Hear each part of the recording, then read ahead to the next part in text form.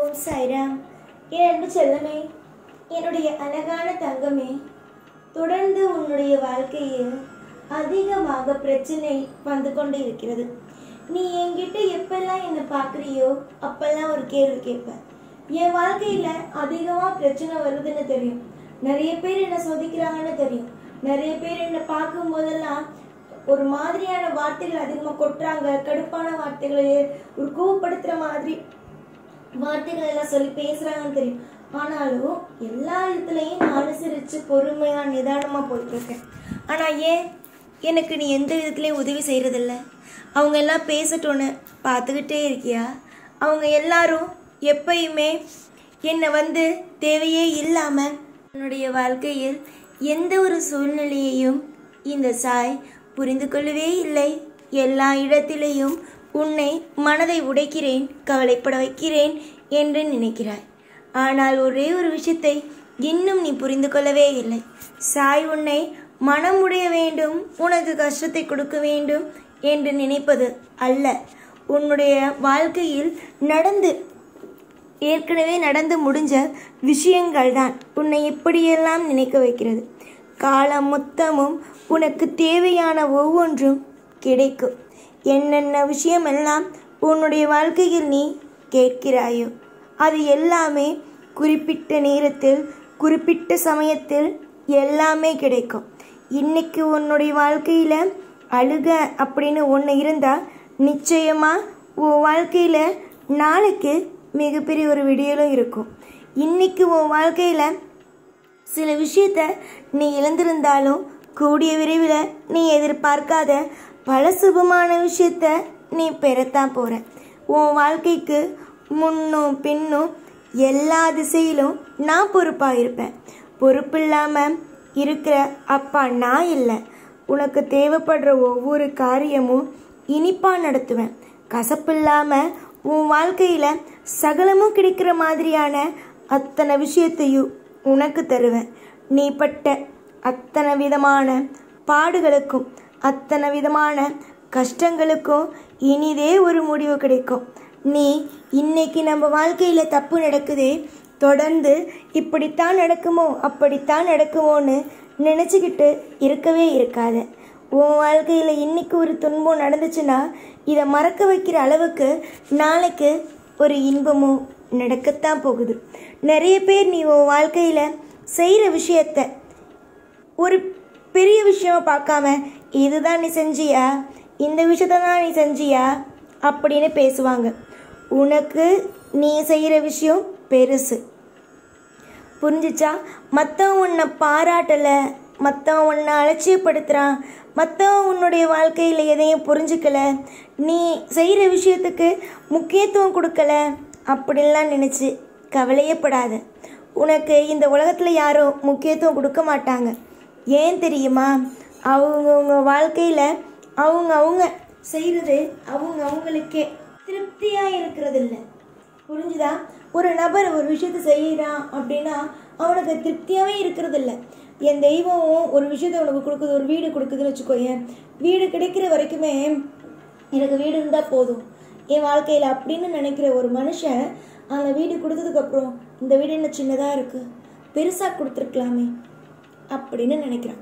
அதனால மற்றவனை எப்பவுமே பாராட்டுறதுக்கு மனசும் கிடையாது, அவனுக்கு நேரமும் கிடையாது.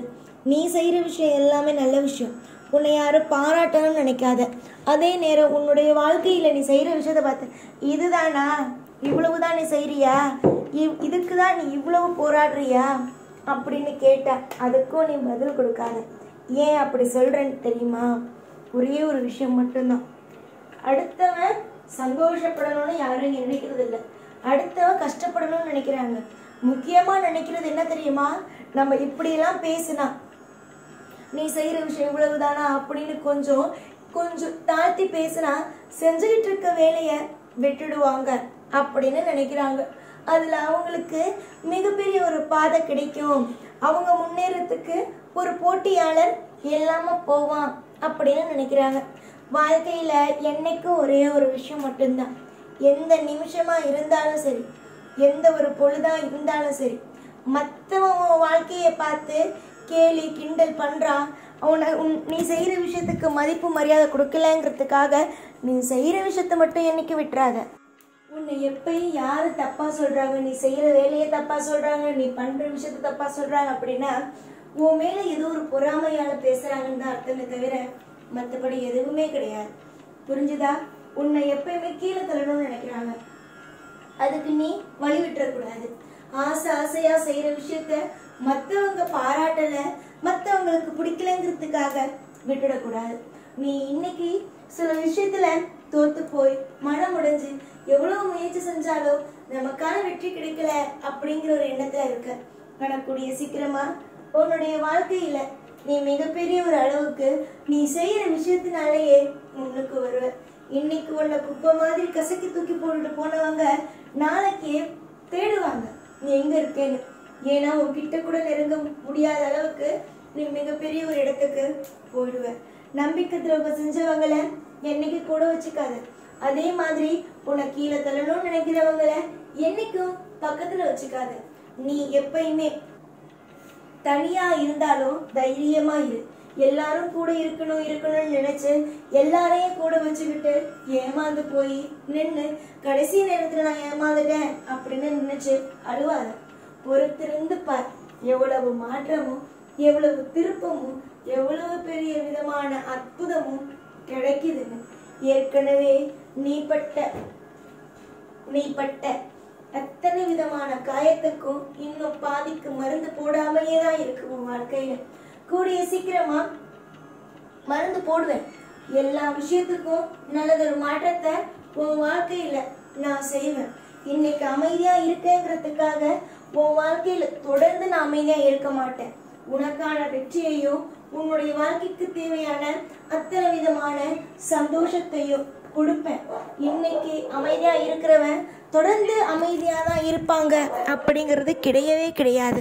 அவசியம் உன் வாழ்க்கையில உனக்கு நல்லது செய்வேன்.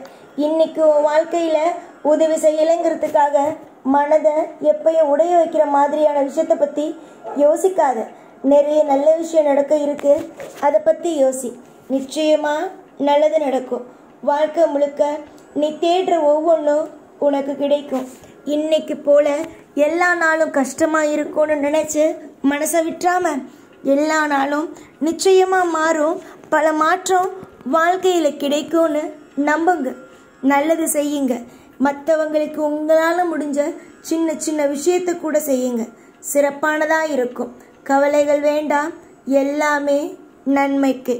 எப்பொழுதும் எல்லா நாளும் உன் கூடவே இருந்து உன்னை வாழ வைத்து அருள் பொழிவேன். இந்த சாய்நாத். ஓம் சாய்ராம்.